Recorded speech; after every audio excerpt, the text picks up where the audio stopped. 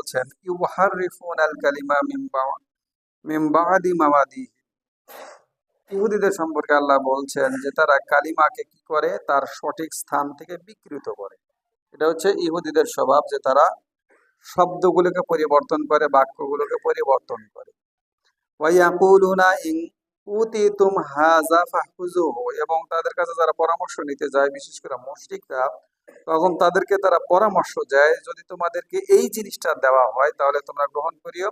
ওয়া ইল্লাম তু'তাউহু ফাহজারুহু, আর যদি এটা না দেওয়া হয় তাহলে সেটা তোমরা গ্রহণ করিও না, সেটাকে ছেড়ে দাও।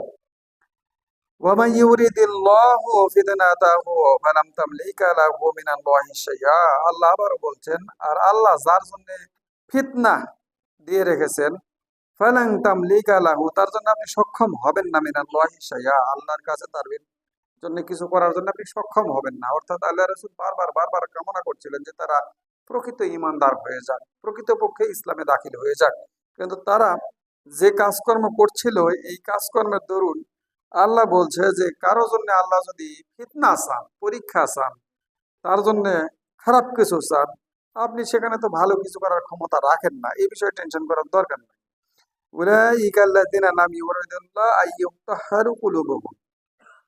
আল্লাহ বলছেন এদের জন্য লাম ইউরিদিল্লাহ, আল্লাহ চান না আইয়ুতাহহিরু, যে আল্লাহ তাদেরকে তাহহির অর্থাৎ পাক পবিত্র করবেন, কুলুবুহুম, তাদের অন্তরকে পাক পবিত্র করবেন, এইটা আল্লাহ চান না। কেন তাদের অন্তরে অপবিত্রতা দিয়ে আল্লাহ যে চান না, ব্যাপারটা এর চাইতেও গুরুতর হচ্ছে যে তারা নিজেরাই চান না। তারা নিজেরা যখন চায় না, কুফরির মধ্যে দৌড়াদৌড়ি করছে, সেখানে আল্লাহ কেন চাই? আমি যদি আমার ভালো না চাই, আল্লাহর ঠেকা পড়েনি যে আমাকে জোর করে জান্নাতি বানাবো। আমি জান্নাতে যেতে চাচ্ছি না, মুখে বলছি জান্নাত চাই জান্নাত চাই, আর বাস্তবে আমলের দ্বারা প্রমাণ করছি আমি জান্নাত চাই না। আমার মনে আছে, রাজশাহী ভার্সিটির একজন টিচার, আমি এক প্রোগ্রামে ছিলাম, উনি এসে বলছিলেন যে এই আপনারা কে কে জান্নাত চান একটু হাত তুলে দেখান তো আমাকে। তো আমরা সবাই হাত তুলছি, এমন কেউ আছে যে জান্নাত চায় না? সবাই হাত তুলছি। তো বলছে এটা আপনাদের মুখে মুখে বলা, এখন আমি টেস্ট করে দেখি আপনারা আসলেই জান্নাত চান কিনা। টিচার বলতেছে না, আমি একটু টেস্ট করে দেখবো যে আপনারা আসলেই জান্নাত চান কিনা। বলে উনি বলছেন যে রাজশাহীতে এবারে মহিলা কলেজ আছে, এবারে সিটি কলেজ আছে, নিউ ডিগ্রি কলেজ আছে। তো আপনার বোন A+ পাইছে এসএসসিতে, এখন তাকে আপনি কলেজে ভর্তি করবেন। এখন কোথায় ভর্তি করবেন? মহিলা college, new degree college, city college, বলেন ঠিক দেন? আমাদেরকে বলছে যে ঠিক দেন। তো বেশিরভাগ ছেলে পেলে উত্তর দিল, আমরা তো বাইরে ছিলাম না, নগর ছিলাম, আমরা কিছু বললাম না। ওখানকার ছেলে পেলে যারা ছিল তারা বলতেছে যে আমার বোনকে আমি নিউ ডিগ্রিতে ভর্তি করাবো। এভাবে আরো তিনটা তিনি অপশন দিলেন। অপশন দেওয়ার পরে উত্তর হয়ে গেল। উত্তর হওয়ার পরে উনি বলছেন যে আপনারা জান্নাত চাইছিলেন না, এখন আসেন জান্নাত দেখায়। আপনার বোনকে আপনি মহিলা কলেজে ভর্তি করাবেন না, মহিলা কলেজ, সেখানে পর্দায় থাকা যাবে, সেখানে ছেলেদের কোনো ঝামেলা নাই, সে ভালোভাবে পর্দার মধ্যে ইসলাম মেনে চলতে পারবে। আর এই যে নিউ ডিগ্রি কলেজে আপনারা যারা ভর্তি করাতে চাইলেন, সেখানে ছেলে পেলে ধাক্কাধাক্কি করবে, প্রেম করবে, এই করবে সেই করবে, আপনি সেখানে চয়েস দিলেন। তো আপনি মহিলা কলেজ চয়েস না দেন, নিউ ডিগ্রি চয়েস দিচ্ছেন দুনিয়ার স্বার্থে, মানে দুনিয়া আপনি ছাড়ছেন না, আবার বলছেন আমি জান্নাত চাই। কিভাবে সম্ভব এটা? আমি দুনিয়াতে চাচ্ছি যেখানে ইসলাম মেনে চলা যায় না সেখানেই দৌড়ে যাচ্ছে দুনিয়ার স্বার্থে, আবার আমি মনে মনে বলছি যে আমি কি চাই? জান্নাত চাই। এই যে আমরা দুনিয়ার স্বার্থ পরিত্যাগ করি না, কিন্তু চাই কি? জান্নাত।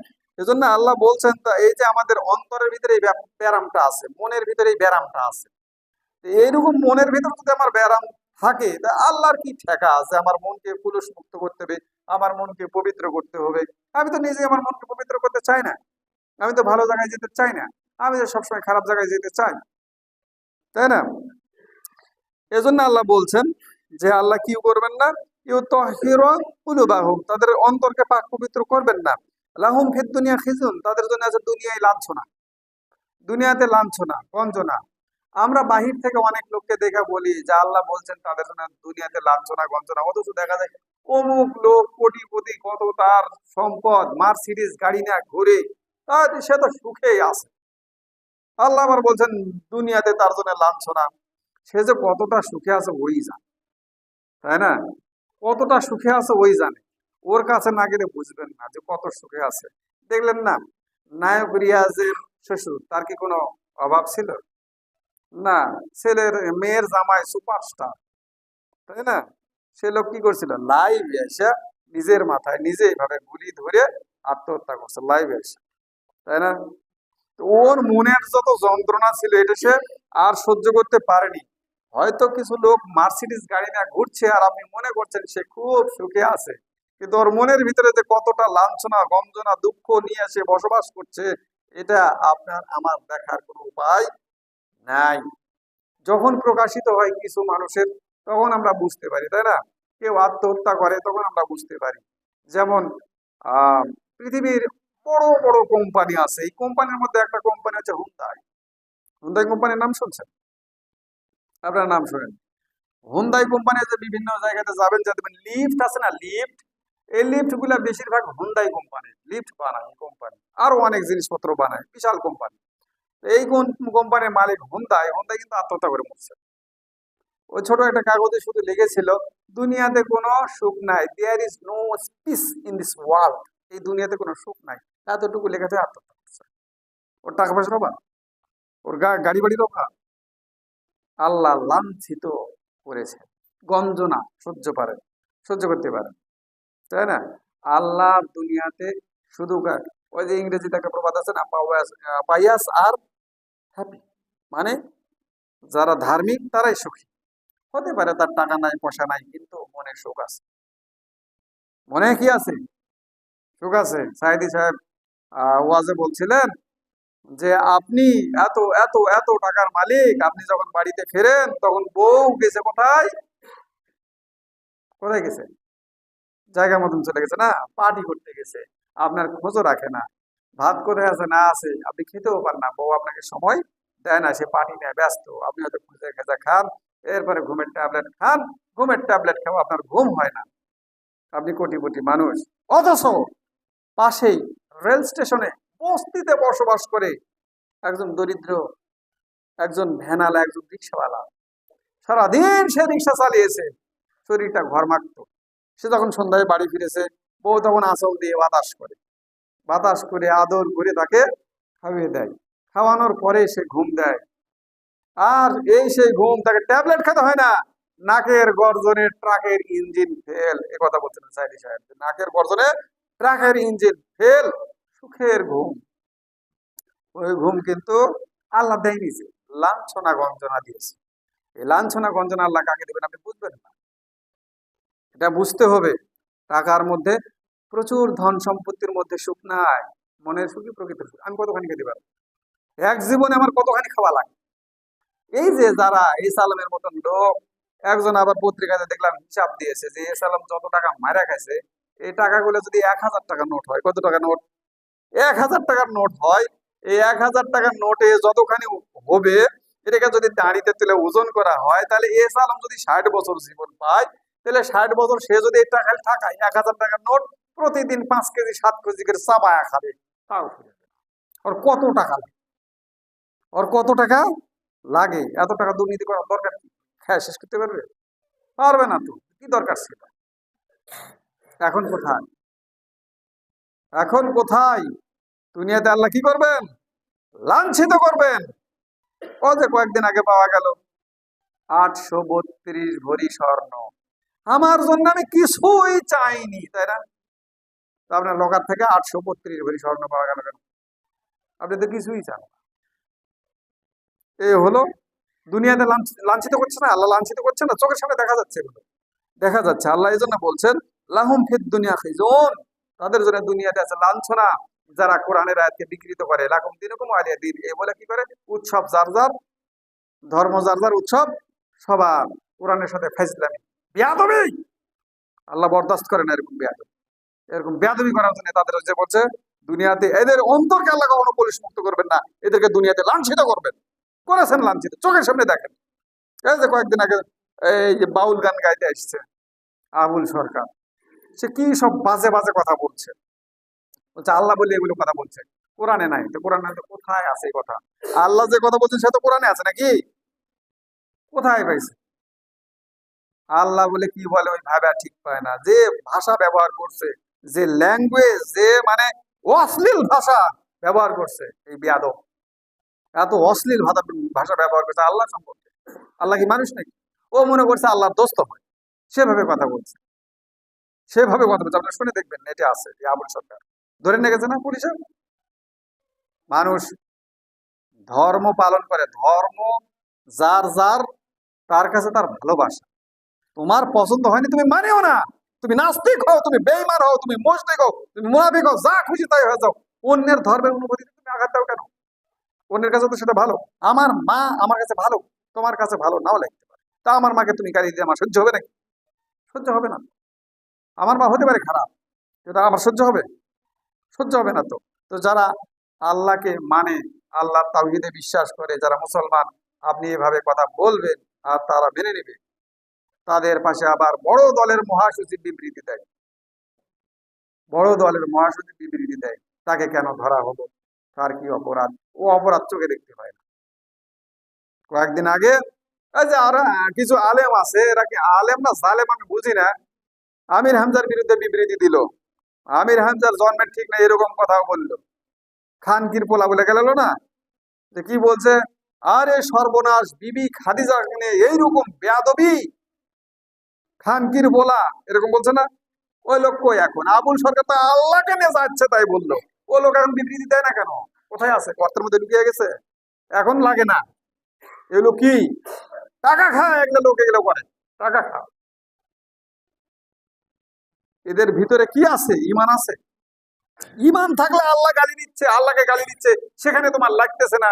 আর কে না কে, সে তো সঠিক কথা বলছে। আমির হামজার ওই ওয়াজটা শুনে দেখবেন, সে এটাকে মহিলাদের উজ্জীবিত করার জন্য বলছে, যে মা দেখেন, আপনাদের আমি বলি, মা বোন আপনাদের আমি বলি, বিবি খাদিজা তিনি কিন্তু নামাজ পড়েন নাই, রোজা করেন নাই, এভাবে উনি বলছেন যে এগুলো তখন ফরজ হয় নাই। কিন্তু তিনি একটা জিনিস করেছেন যখন সেটা তার উপর ফরজ ছিল, সেটা হচ্ছে তিনি কখনো স্বামীর অবাধ্য হননি, স্বামীর অবাধ্য হননি। তো এইরকম কারণে আল্লাহ কি করেছেন, তাকে সম্মানিত করেছেন, জান্নাত দিয়েছেন। বিবি খাদিজার মতো আপনাদের হতে হবে। ওয়াজটা ছিল এইরকম। আর ওই ওয়াজটাকে সে কি কি করলো, বিবি খাদিজাকে সে এই বলছে সেই বলছে, নামাজ পড়েনি আমি বলছে যাবি বলছে, তার বিরুদ্ধে মানে এমন অশ্লীল ভাষায় খানকির পোলা বলে গেল। এখন আল্লাহর বিরুদ্ধে কথা বলছে, স্বয়ং আল্লাহকে গালিগালাজ করছে। কই তার বিবৃতি? এই আলেমগুলো কোথায় গেছে? কোথায় গেছে? আর কি মরে গেছে? মরেনি তো, আমরা তো এখনো মরার খবর পাইনি, বেঁচে আছে। তার কথা বলছেন না কেন? মুখে কুলুপ কেন? কেন মুখে কুলুপ? এরাই হচ্ছে প্রকৃত ধর্ম ব্যবসা। যখন সুবিধা মতন কারো বিরুদ্ধে বলা গেলে কিছু টাকা পাওয়া যাবে তখন বলে, আর যখন দেখা যায় না এটা আমার দলের লোকের বিরুদ্ধে বলা যাবে না, তখন আর বলেন, যতই খারাপ কথা বলি। ধর্ম ব্যবসায়ী কাকে বলে? পিছনে আপনারা নামাজ পড়ছেন, পিছন থেকে সামনে আসেন, এই যে সামনে ফাঁকা পড়ে আছে, লোকজন পিছনে জায়গা পাচ্ছে না, আপনার সামনের কাতারে নামাজ পড়েন, পিছনে দাঁড়াচ্ছেন কেন? সামনে ফাঁকা রাখেন। এরপরে আল্লাহ কি বলছেন? এজন্য আল্লাহ বলছেন যে এদের অন্তরকে আল্লাহ কি করবেন না, পবিত্র করবেন না। এদের জন্য দুনিয়াতে কি আছে? লাঞ্ছনা। এদেরকে দুনিয়াতে কি আছে? এদের জন্য লাঞ্ছনা। লাহুম ফিল আখিরাতি আযাবুন আযীম, এবং আখিরাতে এদের জন্য আছে কঠিন শাস্তি, আজিম, সবচেয়ে বড় শাস্তি। দুনিয়াতে যে লাঞ্ছিত করে আল্লাহ ছেড়ে দিবেন, ব্যাপারটা এমন না। দুনিয়াতে লাঞ্ছিত করে ছেড়ে দিয়েছেন, আর কিছু বলবেন না, এমন না। আখিরাতের শাস্তি একদম বলবৎ, আখিরাতে আরো কঠিন শাস্তি। কেন? ওই যে আপনার কর্ম, আপনার মনের মধ্যে ডিস্টার্ব, কুলুবুহুম, ওই কলবের মধ্যে ডিস্টার্ব আছে। কলবের মধ্যে যদি ডিস্টার্ব না থাকে, তাহলে আপনি কিভাবে এগুলো করেন? যে একটা ছেলে ভালো কথা বলছে, আপনি শুনবেন, বুঝবেন, কি হয়েছে না হয়েছে, সেটা আলেম মানুষ, সেটা না জানে না বুঝে, হ্যাঁ আমার বিরোধী দলীয় লোক, সেরকম ফতোয়া দিয়ে দিলেন। আর যখন দেখা গেল যে আল্লাহকে গালিগালাজ করছে কিন্তু আপনার পক্ষের লোক, তখন আপনার মুখে কুলুপ। এটা কি? এটা কি? এটা হলো শয়তানি বদমাশ। মানুষকে আল্লাহ হক পথে থাকতে বলছেন, কারো পক্ষে থাকতে বলেন, কারো পক্ষে না। আমি আমার বাপের পক্ষে থাকবো, এ কথা আল্লাহ কোথাও বলেন। বলছে তোমার বাপ যদি হকপন্থী হয় তাহলে বাপের পক্ষে থাকো, আর বাপ যদি না হকপন্থী হয় তাহলে বাপের বিরুদ্ধে যাও। বাপ হলে তার পক্ষে থাকা যাবে না, আপনাকে সবসময় হকের পক্ষে থাকতে হবে, সে যার পক্ষে যায়। এজন্য আল্লাহ রাসূল ইহুদির পক্ষে রায় দিয়েছেন। কেন? ইহুদি হকপন্থী ছিল তাই। মুসলমানের বিপক্ষে রায় দিয়েছেন, মুসলমান তার দলের লোক হলেও তার বিপক্ষে রায় দিয়েছেন। কেন? মুসলমান না হকপন্থী ছিল। তার মানে আপনাকে হকের পক্ষে থাকতে হবে, আপনি কেমন হকের পক্ষে আছেন? কেমন হকের পক্ষে? এরা হকপন্থী না, এরা হলো দল কানা। আমার দলের লোক খারাপ কাজ করলে সেটাও আমাকে বলতে হবে। আমার দলের লোক খারাপ কাজ করছে আর আমি চুপ মুখ মুখে বন্ধ করে থাকবো যে না না না না এটা বলা যাবে না, আমারই অমুক তমুক নাকি? দল কেন হওয়া যাবে না, আপনাকে হকপন্থী হতে হবে। জান্নাত হকপন্থী মানুষের জন্য, সে যেই হোক। যে হকপন্থী আল্লাহ তাকে জান্নাত দেবেন। আল্লাহ হক, আল্লাহকে মেনে নেবেন। রাসূল হক, রাসূলকে মেনে নেবেন। যত কাজ হক, হক মেনে নেবেন। হক যদি না মানতে পারেন জান্নাত হবে না। বেহকে কখনো জান্নাত হয় না। এরপরে আল্লাহ বলছেন সাম্মাউনা লিল কাযিবি আক্কালুনা লিল সুহতি সাম্মাউনা, এই যে আবার এই কথা বলছে, গত সপ্তাহে এটা আসছিল যে সাম্মাউনা লিল কাযিবি, তারা মিথ্যা শুনতে আগ্রহী। আর কি? আক্কালুনা লিস সুহতি, তারা অবৈধ মাল ভক্ষণকারী। আমি বলছি না, আল্লাহ বলছে অবৈধ মাল ভক্ষণকারী। এখন অবৈধ মাল কারা কারা ভক্ষণ করে? ইহুদিদের স্বভাব বলছে যে তারা মিথ্যা শুনতে প্রস্তুত, তারা মিথ্যা শুনতে আগ্রহী আর অবৈধ মাল ভক্ষণকারী। এখন বাংলাদেশে তাকিয়ে দেখেন, ইহুদি লাগবে না, মুসলমান এখন এই কাজ করে। তারা মিথ্যা মিথ্যা কথা বলে, মিথ্যা মিথ্যা কাজ করে, মিথ্যা শুনতে আগ্রহী আর অবৈধই মাল খায়। অবৈধ খায় না? আমার ছেলের চাকরি দরকার, আপনার এখন ক্ষমতা আছে, আপনার কাছে গেছি যে আমার ছেলের যোগ্যতা আছে, যোগ্যতা অনুযায়ী তাকে একটা কর্মসংস্থান দেন। তো বলছে না, এই যোগ্যতা দেওয়া হবে না। তো কি যোগ্যতা লাগবে? তো বলছে টাকার যোগ্যতা লাগবে, 10 লাখ টাকা দিলে চাকরি হবে, তাছাড়া আসলে এরা বৈধ খেলো, অবৈধ। এই কাজ করে না, বাংলাদেশের লোক এই কাজ করে না। হ্যাঁ, এরা অবৈধ মাল ভক্ষণকারী। কার স্বভাব? ইহুদির স্বভাব। ইহুদির স্বভাব ধারণ করে জান্নাতে যাবে? ইহুদিকে জান্নাতে যাবে? কোথাও আছে? নাই। ইহুদি জান্নাতে যেতে পারে? তাহলে আপনি ইহুদির স্বভাব ধারণ করে আপনি কিভাবে জান্নাতে যাবেন? আপনি তো ইহুদির মতো হয়ে গেছেন। অবৈধ মাল খাই ইহুদি, আপনি কি খাচ্ছেন? সব বৈধ না? বাস, ট্রাক, লঞ্চ, স্টিমার ঘাট, টেম্পু স্ট্যান্ড, রাস্তা, সব খায়া শেষ। বাংলাদেশের যত সম্পদ ছিল, বলি এই যে বিদেশে যারা আছে রেমিটেন্স পাঠাচ্ছে, এই দেশে আপনারা দেখছেন যে জিনিসের দাম চটচট চটচট করে বাড়তেছে। কেন? ওই ডলারের রিজার্ভ কমে যাচ্ছে, ডলার নাই তাই। ডলার নাই, কোথায় গেল ডলার? এখনো তো ওই বাংলাদেশ আছে, এখন আবার ডলার উল্টা বাড়তেছে, চটচট চটচট চটচট করে বাড়তেছে। কেন? ওই পরিমাণই তো আসতেছে। আগেও ডলার ডলার যে পরিমাণ আসতো, এখন ওই পরিমাণই আসতেছে। তো তখন রিজার্ভ কমে যাচ্ছিল, এখন রিজার্ভ বাড়তেছিল কেন? এখন বাড়তেছে কেন? তখন টাকা বিদেশে পাঠানোর প্রয়োজন পড়ছে। বিদেশে কারো, গত সপ্তাহে বলছি না, আমার আমেরিকাতে বাড়ি লাগবে, আমার কানাডায় বাড়ি লাগবে, আমার সিঙ্গাপুরে বাড়ি লাগবে, তাই না? কয়দিন থাকবেন এই বাড়িতে? কয়দিন? এই বাড়ি কিনতে যা ডলারের রিজার্ভ শূন্য করে ফেলেছেন, লোকজনের উপরে এত জুলুম করেছেন, এত ভাবে লোকজনের হক মেরে খেয়েছেন। আর আল্লাহ ওই কথাই বলছে আক্কালুন আলী সুহতি, অবৈধ মাল ভক্ষণকারীরা। বৈধ মাল এরা খেতে পারে না, সব অবৈধ মাল খায়। এই অবৈধ খায়ে খায়ে খায়ে নিজে এখন অবৈধ হয়ে গেছে, তাই না? এগুলো করা যাবে না। আমাদেরকে কথাটা সত্য শুনতে হবে, হক যাচাই বাছাই করে নিয়ে আসতে হবে। একজন ফাসিক এসে বলে দিলে আপনি বিশ্বাস করতে পারেন না, যাচাই বাছাই করতে হবে কথা সত্য কিনা। গত সপ্তাহে আমি বলেছি, আপনি দেখেন, যাচাই বাছাই করেন, 47 থেকে 70 যাচাই বাছাই করেন, বাংলাদেশের কত কত কত উন্নয়ন হয়েছে, কি কি করেছে পাকিস্তান সরকার। আর আপনি তখন 71 থেকে শুরু করে এখন পর্যন্ত দেখেন আপনি কি করেছেন। আপনি তো তখন তকমা লাগিয়েছেন আমরা মানে মজলুম। পাকিস্তান সরকারে এত এত এত ভাবে আমাদের জুলুম করছে। জুলুম করছে তো জুলুম করার পরেও তো রাজশাহী ভার্সিটি করছে, রাজশাহী মেডিকেল কলেজ করছে, চিটাগাং ভার্সিটি করছে, চিটাগাং মেডিকেল কলেজ করছে। এবার যত varsity, cadet college, medical college সবই তো পাকিস্তান সরকার করে গেছে, সেই পিরিয়ডে হয়েছে। আপনি কি করলেন? আপনি তো জুলুম করছেন না, আপনি তো আমার ভাই, আপনি তো আমাকে খাওয়াবেন, আপনি তো আমাকে উন্নত করবেন, দেশটা সিঙ্গাপুর বানাবেন, এই দিয়া তো দেশ স্বাধীন করলেন। তো কই আপনার সেগুলো? সিঙ্গাপুর না বানিয়ে কি বানিয়েছিলেন? 74 সালে দুর্ভিক্ষ, কত মানুষ না খায় মরছে। কেন? কেন 24 বছরে তো মানুষ মরেনি? আর আপনার 4 বছর লাগলো না মানুষ মারতে, দুর্ভিক্ষে মানুষ মরে গেল। কি হয়েছিল? এগুলো সব ভণ্ডামি, সব ভণ্ডামি। দেশ স্বাধীন হয়েছে আমাদের বলে 71-এর বিরোধিতাকারী, 71-এর বিরোধিতাকারী না। 71-এ যেটা হয়েছিল সত্য আমরা বলেছি। একটা অস্থায়ী সরকার হলেও সরকার ছিল, আপনারা জানেন কিনা? নজরুল ইসলাম, সৈয়দ নজরুল ইসলাম ছিল প্রেসিডেন্ট, তাজউদ্দিন আহমেদ প্রধানমন্ত্রী ছিলেন না? ক্যাপ্টেন এম মনসুর আলী, আমাদের রাশিদ কামরুজ্জামান, জাতীয় 4 নেতা যাদেরকে জেলে হত্যা করা হয়েছে, ছিলেন না? এরা ছিলেন। তার মানে একটা সরকার ছিল এই দেশে। 71 সালে যখন যুদ্ধ হয়েছে, এই অস্থায়ী সরকারের অধীনে যুদ্ধ, একটা সরকার ছিল। তো তো 71 সালে যখন পাকিস্তান সেনাবাহিনী আত্মসমর্পণ করবে, তখন তো এই সরকারের কাছে আত্মসমর্পণ করবে না? দাবিটা কি? আমার বাড়িতে আপনি ঢুকেছেন, চুরি করেছেন, চুরির মাল বুঝে দেবেন, কাক বুঝে দেবেন? আমাকে বুঝে দেবেন না? আমার বাড়িতে পাকিস্তান সেনাবাহিনী ঢুকেছে, আর পাকিস্তান সেনাবাহিনী যদি আমাকে স্বাধীনতা বুঝে দেয়, তোমার বাড়িতে আমি চলে যাচ্ছি, কাকে বুঝে দিবে? আমাকে না কাকে বুঝে দিবে? বিবেক কি বলে? আমাকে বুঝে দিবে। তাহলে সৈয়দ নজরুল ইসলামকে সেখানে কেন রাখা হলো না? তাজউদ্দিন আহমেদ কোথায় গেছিলেন? আতাউল গনি ওসমানী কোথায়? কেন ভারতীয় সেনাবাহিনীর কাছে আত্মসমর্পণ? কেন ভারতীয় সেনাবাহিনী? কারা নিয়ে আসলে এই ভারতীয় সেনাবাহিনী? কারা, কি জন্য নিয়ে আসছিল ভারতীয় সেনাবাহিনী? এই জন্য বলা হয়েছিল আমরা পাকিস্তান থেকে স্বাধীনতা চাই, কিন্তু ভারতের আধিপত্য চাই না, এটা বলা হয়েছিল। আর বলা হয়েছে এরা রাজাকার। রাজাকার না, আমরা ভারতে আধিপত্য চাইনি, আমরা চেয়েছি ভারত যেন এখানে না আসে।